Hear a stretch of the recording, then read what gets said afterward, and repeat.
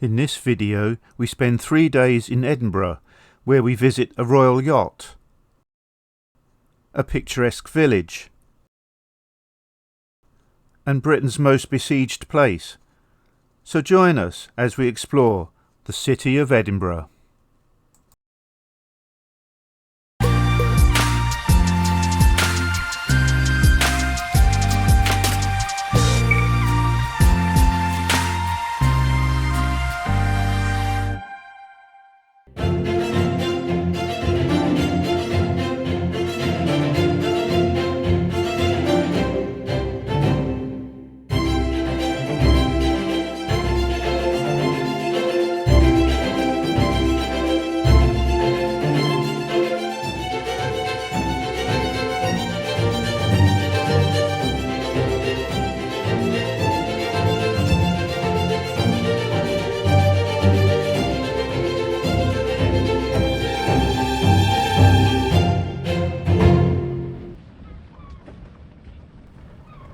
Built in 1953 by John Brown and Company, Clydebank, Britannia spent 44 years in service and sailed the equivalent of once around the world for each year, amassing more than 1 million nautical miles.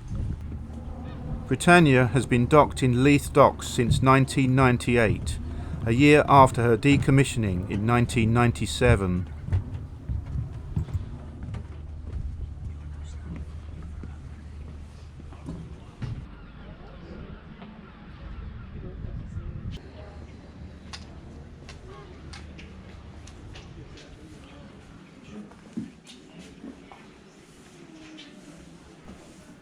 The Sun Lounge was the Queen's favourite room on the ship. She would enjoy breakfast, coffee breaks and afternoon tea here.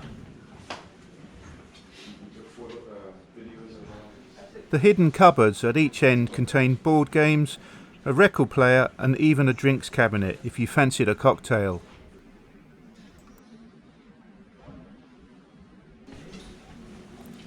As we enter the royal residences, we see the Queen's bedroom.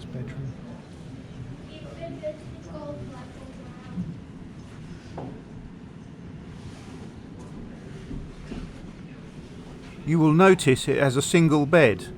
That is because Prince Philip had a separate bedroom located through an adjoining door.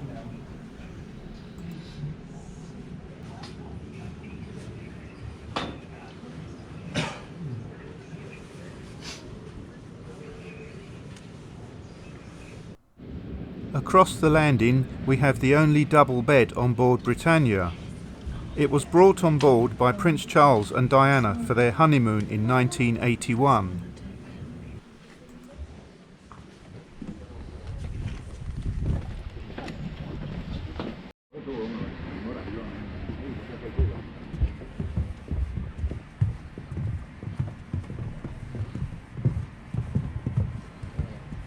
The state dining room, with its 32-seat mahogany table, hosted many banquets and receptions.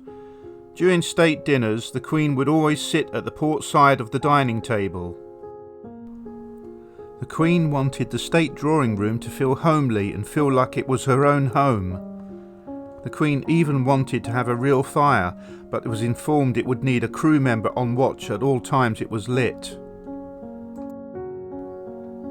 The grand staircase led to the royal residences, and nobody could retire to bed until the Queen had done so herself.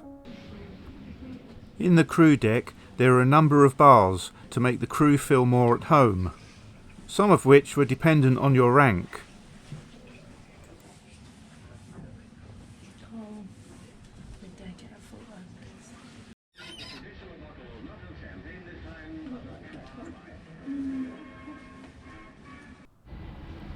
There are a few photo opportunities off of the ship, such as the sailor and the gangway entrance.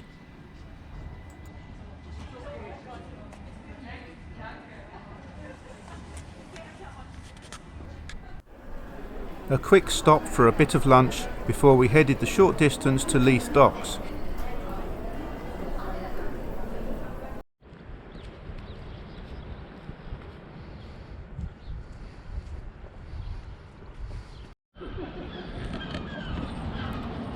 The Victoria Swing Bridge was opened in 1874 and at the time was thought to be the longest clear swing bridge span in Britain.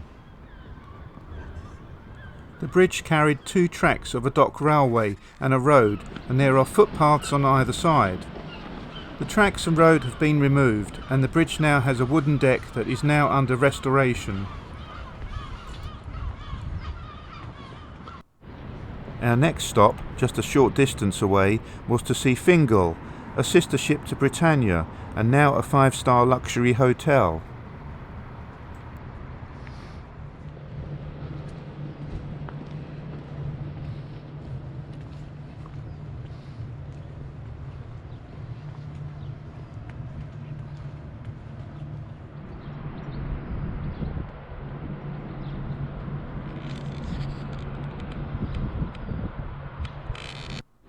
I wanted to get a closer look at these old dockside cranes, but the construction in the area put paid to that, and this was as close as I could get.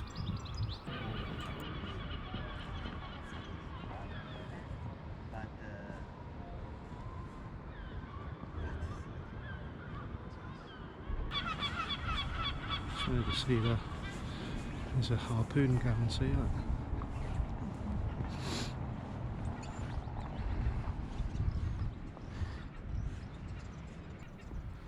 The harpoon gun is a memorial to Christian Salverson, who started a whaling business here in 1910. Whale oil was produced to light lamps and lubricate machines. Today you are more likely to see the Salverson logo on lorries rather than ships, as the company stopped whaling in the 60s and moved into logistics instead.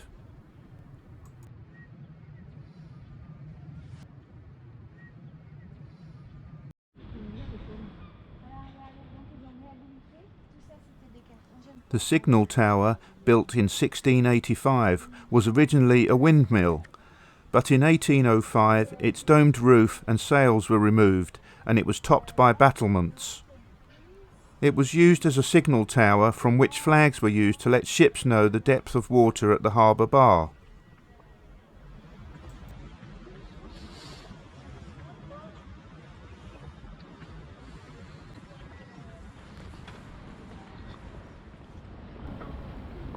This is another floating hotel here. This one is called Ocean Mist.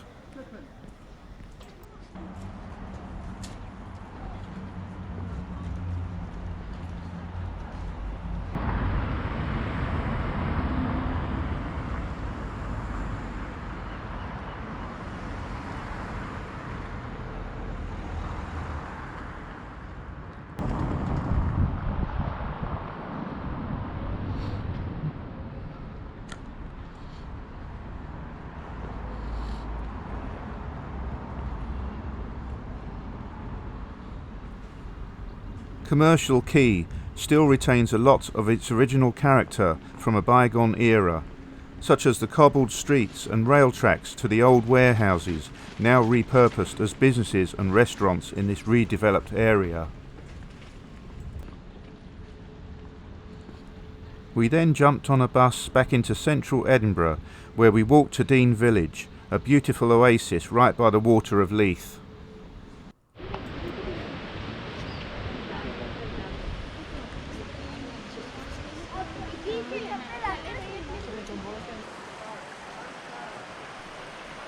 The Bells Brae Bridge you can see in the distance was the original crossing point of the water of Leith into Edinburgh by payment of a toll.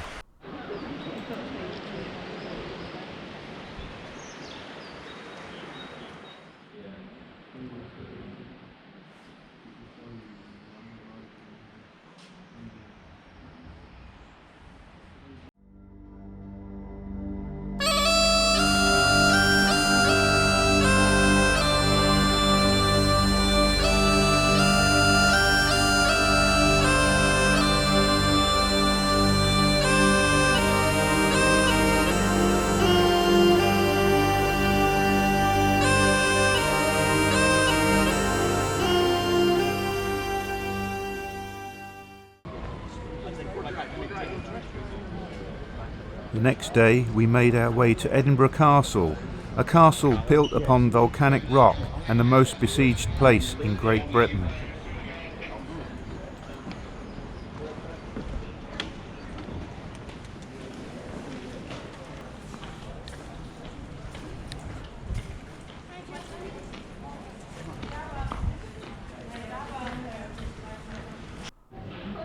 Portcullis Gate was the main gateway into the castle from 1574 to 1577.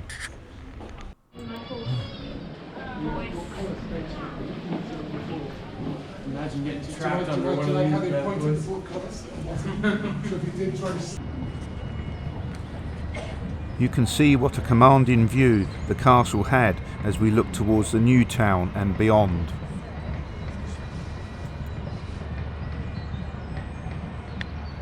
The 1 o'clock gun is fired daily from 1 p.m. except Sundays, Good Friday and Christmas Day.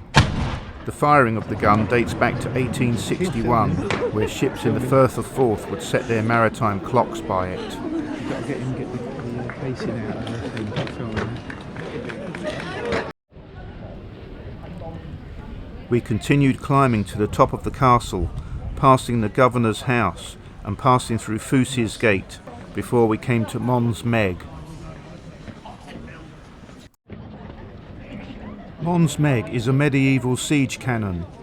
With a barrel diameter of 20 inches, the cannon accepted stone balls weighing 175 kilograms and could fire them 2 miles.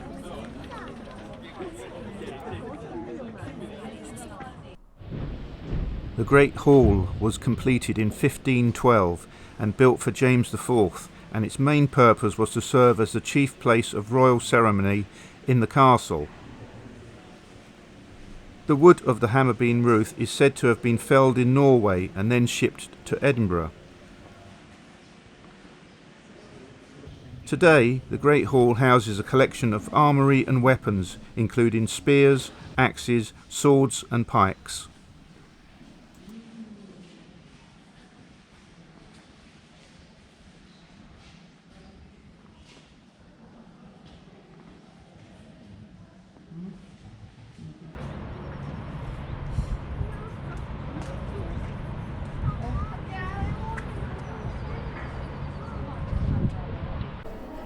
We grabbed a quick bit of lunch before heading to the old town to explore.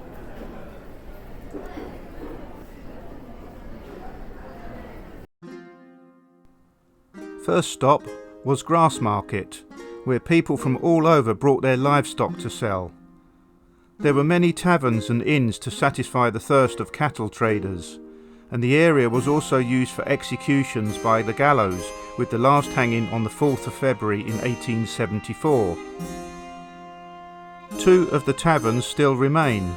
The Last Drop, where it is said the person to be hanged would get their last drink, and Maggie Dixon's, named after a woman who was hung but didn't die, and the law consequently being changed from to be hung to be hung till dead.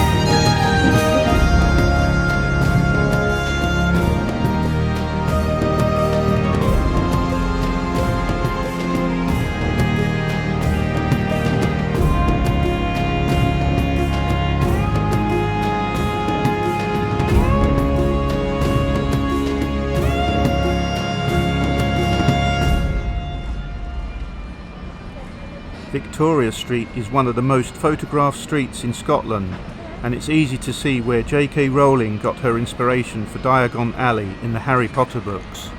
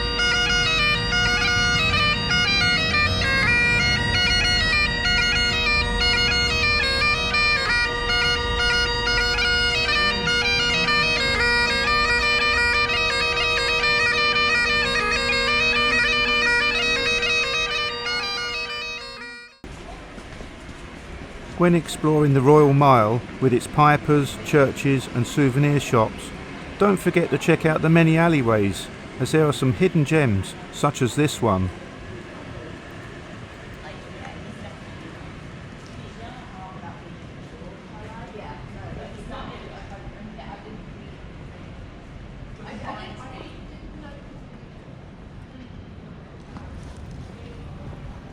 This is the Writers' Museum, which dates from 1622. Our final stops were Coburn Street, Calton Hill and Princes Street Gardens. If you enjoyed the video, don't forget to like and subscribe, and if you do that, make sure to hit the notification bell to be notified every time I upload a new video.